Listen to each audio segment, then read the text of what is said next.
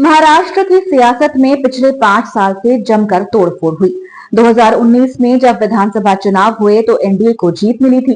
NDA में उस वक्त शिवसेना और बीजेपी शामिल थे। इस गठबंधन को 162 सीट मिली थी। शिवसेना, जिसकी कमान उस समय उद्धव ठाकरे के पास थी, वो सत्ता में पूरी तरह से बंटवारा चाहते थे।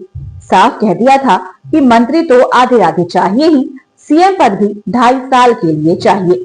बीजेपी इसके लिए तैयार नहीं हुई तो उद्धव एनडीए छोड़कर महाविकास अघाड़ी में चले गए और सीएम भी बन गए। लेकिन 2.5 साल में ही बीजेपी ने उद्धव की पार्टी के साथ खेल कर दिया। एकनाथ शिंदे के नेतृत्व में शिवसेना में बगावत हो गई।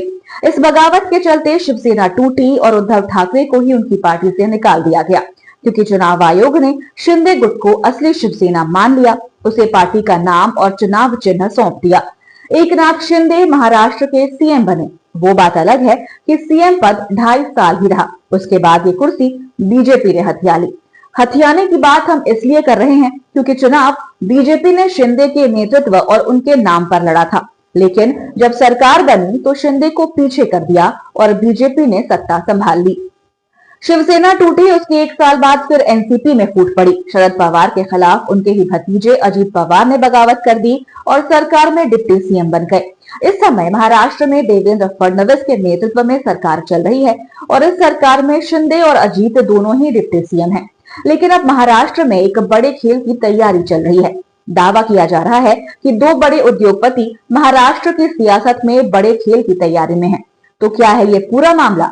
आज हम अपनी स्पेशल रिपोर्ट में इसी सवाल पर करेंगे बात। नमस्कार, आपके साथ मैं देवोश्री भट्टाचार्य गोस्वामी। महाराष्ट्र में देवेंद्र फडणवीस को सीएम बने अभी 1 महीने का ही समय हुआ है। 5 दिसंबर 2024 को उन्होंने सीएम पद की शपथ ली थी और जनवरी का पहला सप्ताह बीतते बीतते महाराष्ट्र की सियासत में बड़े बदलाव के संकेत मिलने लगे हैं। उद्धव ठाकरे की अगुवाई वाली शिवसेना यूबीटी के मुखपत्र सामना में अभिनंदन देवा भाव के बाद महाराष्ट्र की राजनीति गरमाई हुई है।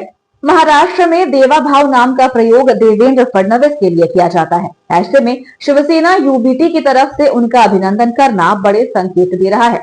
6 महीने पहले अगर उद्धव ठाकरे के बयानों को देखते तो वे देवेंद्र फडणवीस को कुचलने, बदलाने और न जाने क्या क्या करने की बातें कह रहे थे।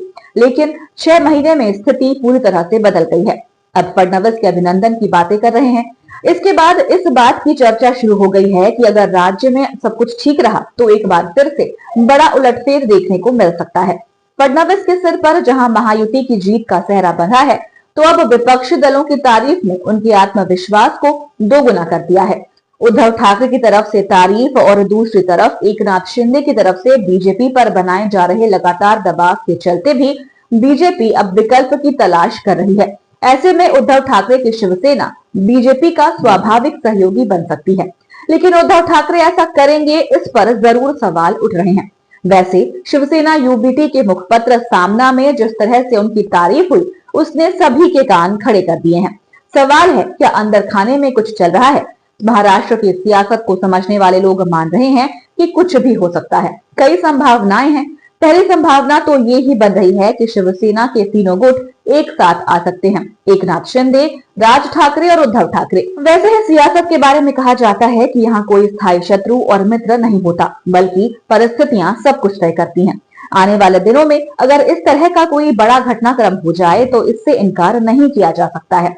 दावा किया जा रहा है कि महाराष्ट्र में पर्दे के पीछे एक प्रमुख उद्योगपति कथित तौर पर एक ही राजनीतिक परिवार की 2 प्रतिद्वंदी पार्टियों को एकजुट करने का प्रयास कर रहा है। इसके साथ ही बीजेपी के पूर्व सहयोगी पार्टी फिर से एकजुट होने की संभावना तलाश रही है। अगर ऐसा होता है तो निश्चित तौर पर नया खेला होगा।